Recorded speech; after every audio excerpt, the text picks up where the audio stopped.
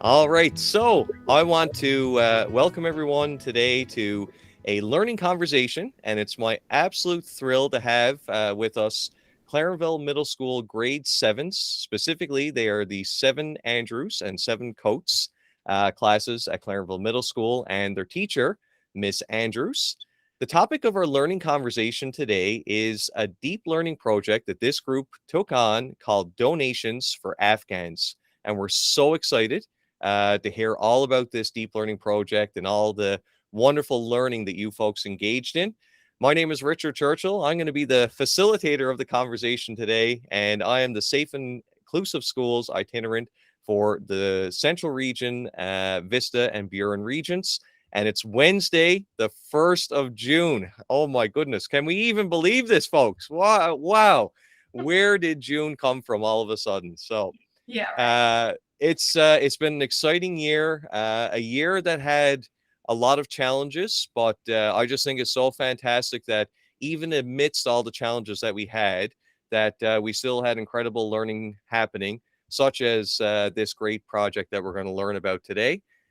A couple of welcome notes for you folks. So I'm delighted today to have alongside here, we've got Miss Katrina Moore. So Katrina, if you wouldn't mind waving.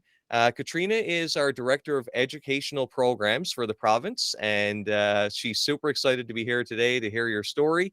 And we've also got Mr. Don Perry. So Don, if you could give a wave.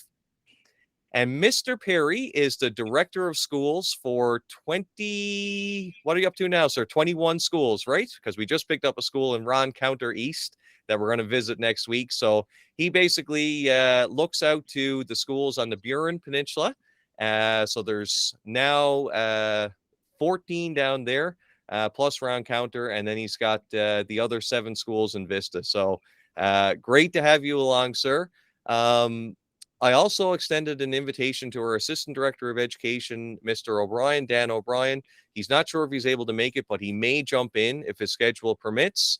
I did send it along to Mr. Stack as well. He's our CEO and Director of Education. He accepted, so he might pop in. Again, someone else with a busy schedule. And I do have some regrets for you students. Miss Georgina Lake, she's our Provincial Director of Student Services and deeply connected to the work with New Pedagogies for Deep Learning. She would have loved to have been here, but she wasn't able to be here. And Nikki O'Brien McDonald as well, who's our Director of Learning for the province, was really hoping to be here, but she's certainly looking forward to seeing the recording. And we also had it out to a good friend that Miss Andrews and I connected with back in the fall, Mag Gardner from New Pedagogies for Deep Learning. But she's really busy today, but looking forward to watching the recording. So that's one of the great things about recording, is that we can pass it along for those whose schedules didn't permit to hear it in the live. So, are we all ready to have some fun? Yeah. All right, excellent.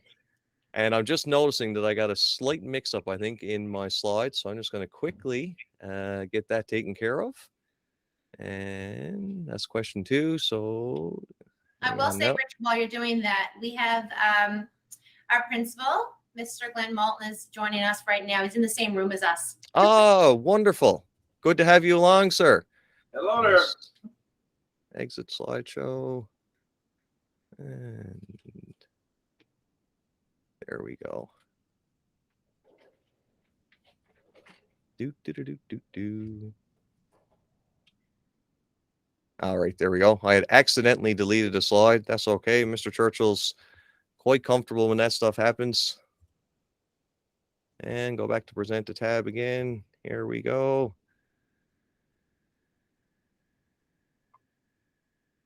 All right. And here it comes. So, like I said to you folks, I've got the questions up on the screen, so you don't have to worry about trying to remember, because that can be challenging. But here's where I want to start our conversation today.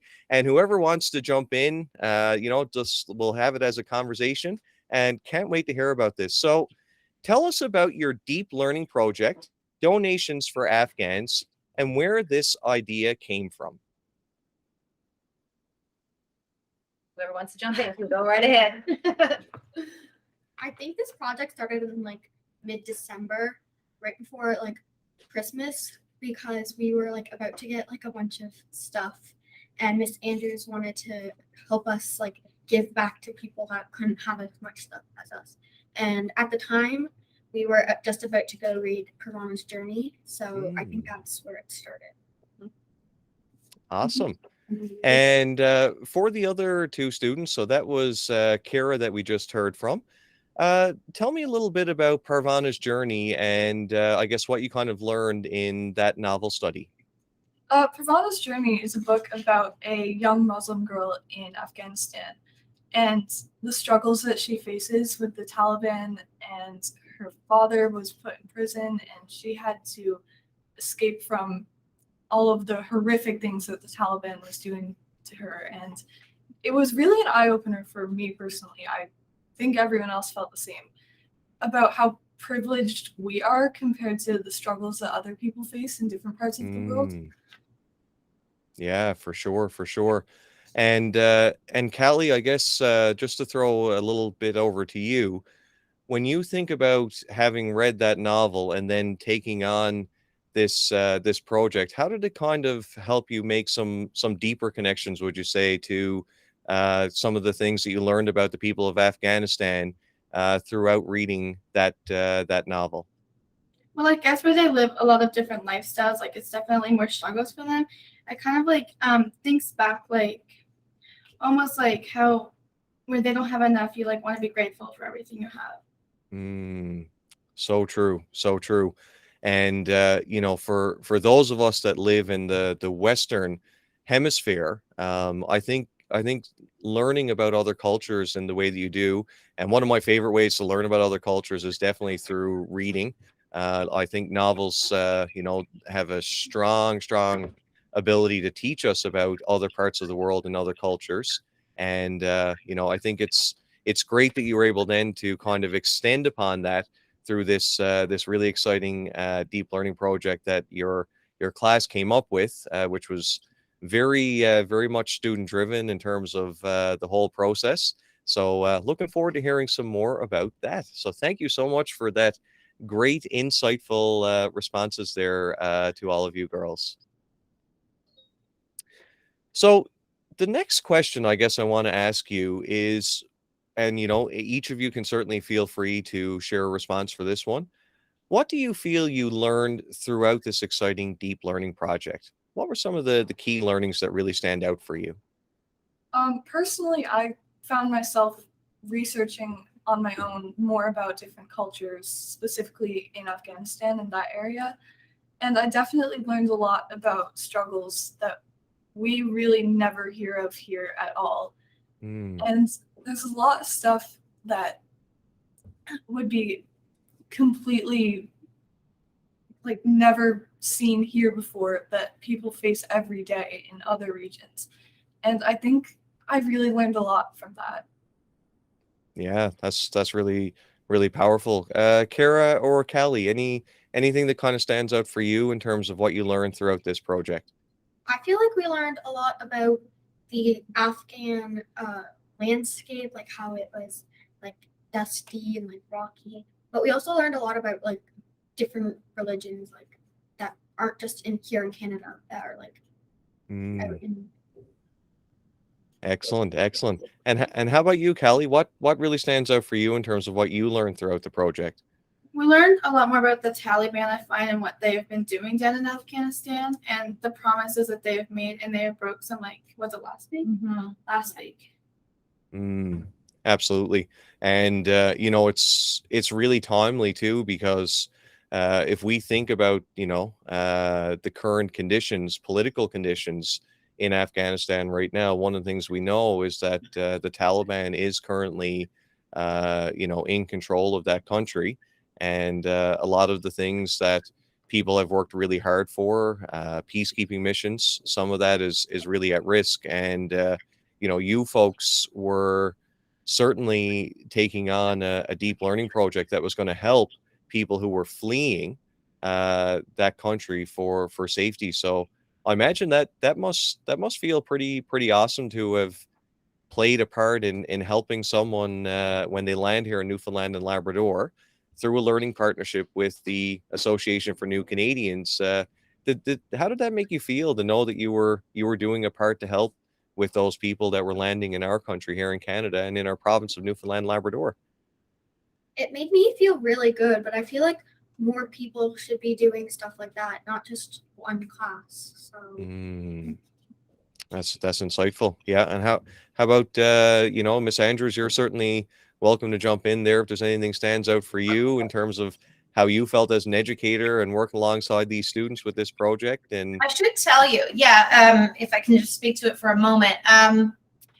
This idea actually came from a CBC interview that I heard in November about the situation in Afghanistan, and knowing that Pravana's Journey was going to be a novel that we were going to do together. When I listened to that interview of the Association of New Canadians, the girl that was being interviewed at that time, or the lady, she said that there's a big need because we were accepting Afghanistans into our country and into our province. And that's kind of what gave me the idea. I actually grabbed a piece of paper and a pen and I wrote down things that they needed upon arrival. And I thought, why not? We're learning about Islam in religion. We're learning about different healthcare products in our health class and products that they need and that they do not use. Some things were some surprises to us about how they don't use everything that we do. So we learn about that. And being a landlocked country in the Middle East, covering our social studies curriculum and thinking about how, empowerment is key for the grade 7 program. It just came together with the novel from ELA and just using all those, little bits from all of the courses that we're doing together. It was beautiful. So really it's CBC that got it started, and then I brought it to the kids and I said, what do you think? And they're like, yeah, let's do this. It's awesome. That's amazing. And, I think another invitation I extended out today, but they weren't able to join us, was Cassie Travers, who's with our local Association for New Canadians chapter here. And, I think that's such a great example of how we engage the world to change the world, which is something that we know Michael Fullen talks about in his deep learning work. So, you folks are modeling what that really is about. Your teacher came in with an idea that was timely, it was current, and you folks rallied together to take the learning that you were doing across multiple subject areas and then really tackled a real life problem that our province was facing. So I think that's super, super exciting and absolutely commendable. So the third question that I've got for you today is, and this is a little bit of a tricky one. Miss A and I were chatting about this, and we weren't sure, but I just for you, Casey and Kara and Kalia, I want to give you a quick little insight. So we know that there's 6 C's that we work on when we're learning deeply, and they're character and communication and creativity and citizenship, collaboration, and critical thinking. So when you folks are doing this deep learning project, although you might not have been fully aware, and I know Miss A talked to you folks about this, but these were the kinds of skills that you're really developing when we learn like this. And I guess if you look at those 6 C's that are there, is there one or maybe 2 that you felt a really strong connection to in this project? I think cooperation was really strong because we all need to cooperate with each other to get this started and everything. Well, that's great.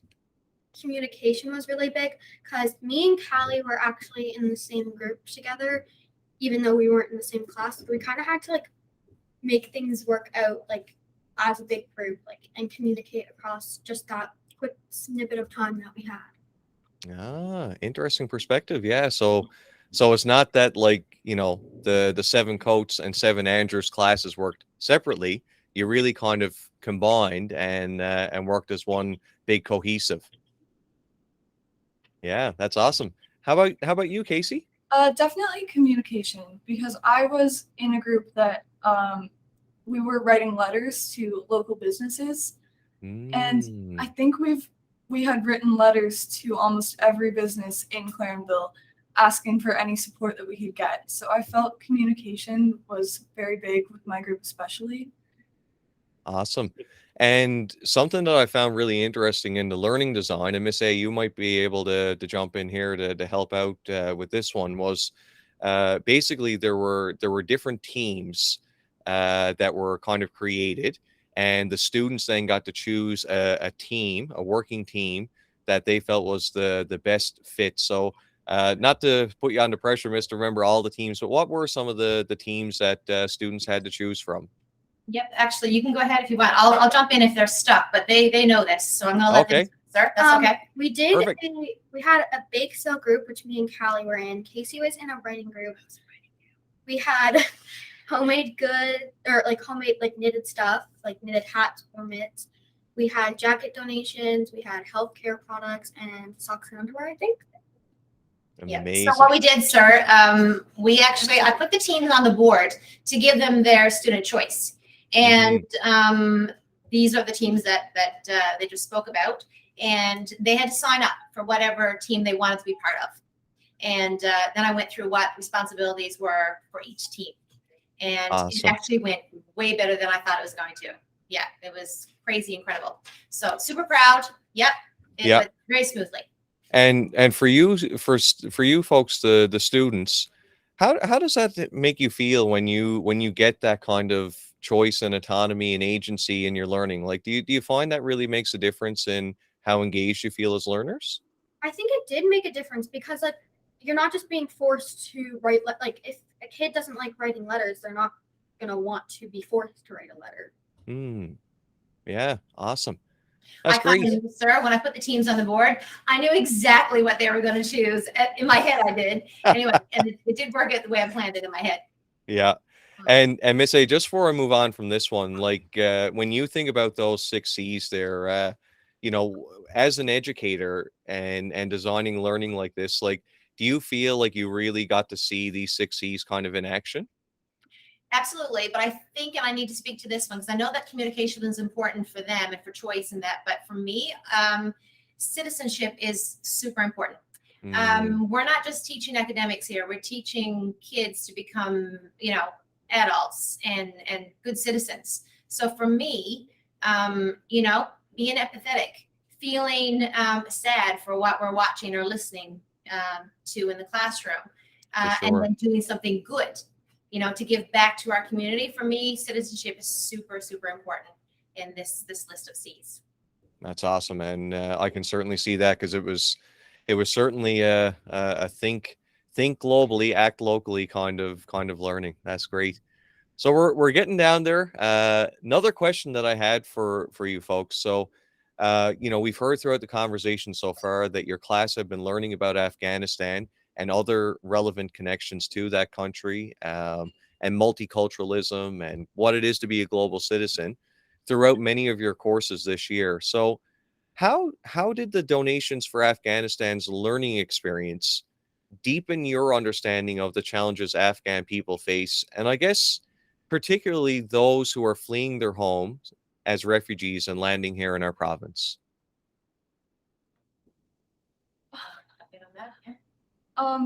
There was definitely a lot of connections that I felt I didn't have before. And one of the main ones was realizing how much privilege we have. I was in the classroom writing letters to businesses on a several $100 computer in a school as a girl in the school getting a full education. And so many people cannot do that. And I know personally I've never had to flee a country or my home or something. That's just unheard of around here.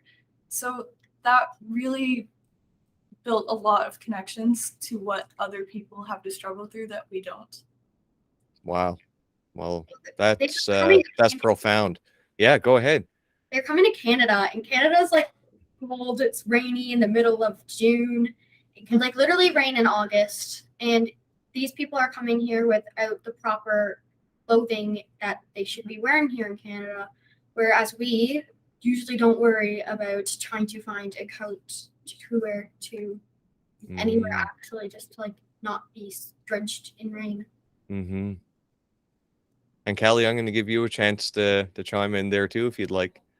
I think they said pretty much what was in my head. Yeah. Well, super profound. And Miss A, anything you want to kind of share there, like from the teacher in this particular project? it wasn't just a school-based project. Obviously, we had to reach out to the community. And to each of these students, their homes were such a support as well. We had baked goods brought in that it took us 3 days to sell.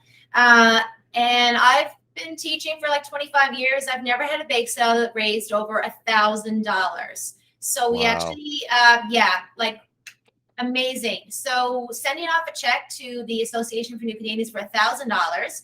And when we collected all of the things that we were collecting, it literally filled my SUV to the roof, and my husband dropped it off to Cassie, and filled her hallway at their location here in Clarenville. So it was outstanding. We had church groups that were sitting together, and women were knitting baby boots and baby blankets and baby sweaters. And it was crazy. People went out and bought brand new jackets and brand new boots with the tags still on them.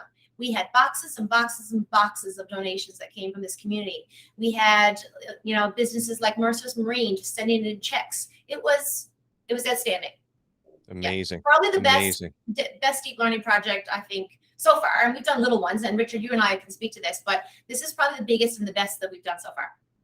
Yeah, and I saw the immense amount of hard work that went into it throughout the entirety, the planning. So there was a learning design that I helped Miss A with, and then she took it with her 2 classes and the students, and you folks just took this and ran with it, and it was a ton of planning, and then you had a launch period, and I just think it's incredible what you've accomplished, and it's such a strong example of what deep learning really is all about. So my applause to you folks for remarkable work there.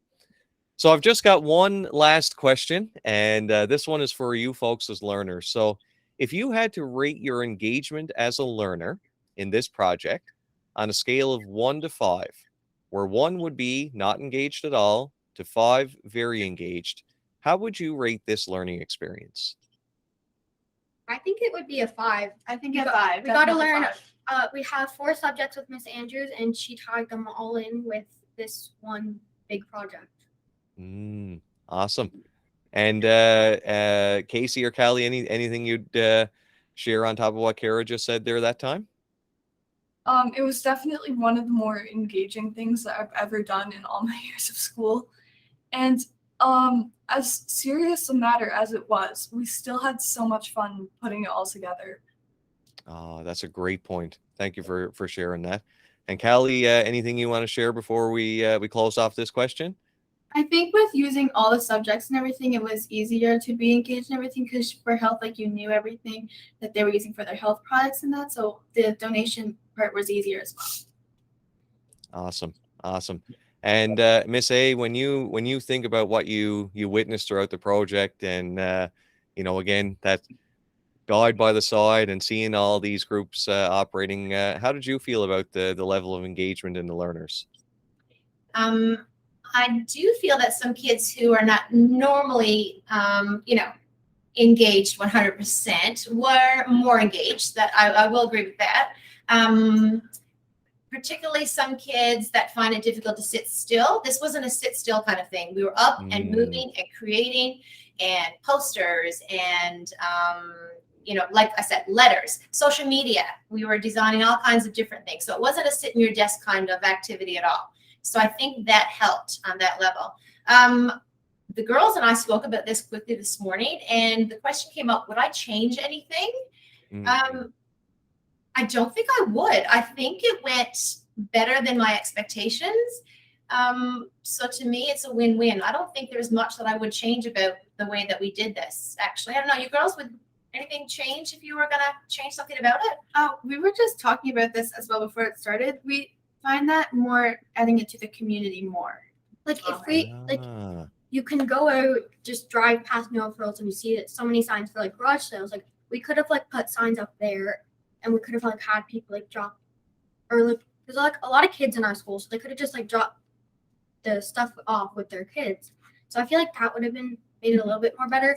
But we did have lots of stuff. So yeah, what we had going was more just like send a letter here and ask your parents if they have anything to send in. So I think if we spread it more around the community as a whole, like we raised around $1,000 as just our school. So how much could we have made if we had the entire community engaged? True. See how bright that was? Amazing. What Amazing. profound reflection from grade 7 students. I'm so proud. Yep. Me too. Amazing. So proud. Amazing.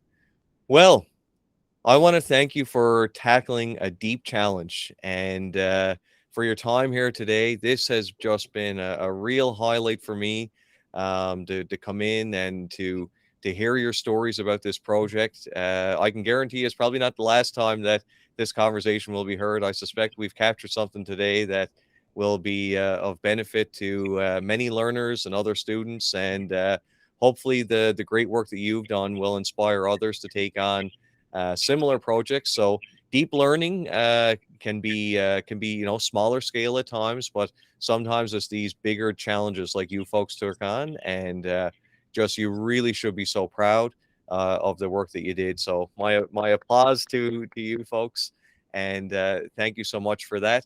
And I want to leave you with this quote, and this is one that we share from Michael Fullen often. If we want learners who can thrive in turbulent and complex times, apply thinking to new situations, and change the world, then we must reimagine learning. And I think you folks have really embodied that. You took on a complex problem, and you engaged learning partners, you engaged your community, and I think you really made a significant difference. So you have a lot to be proud of, and thank you so much for that and for your time today. Thank you for the opportunity. Thank you so much, everyone. Thank you. All right. Yeah.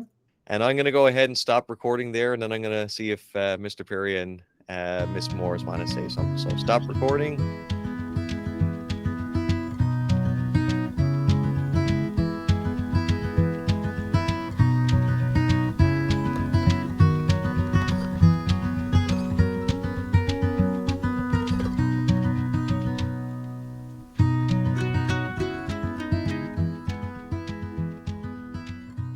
The Joyful Learner podcast is supported by Stephen Hurley of voiceedradio.ca.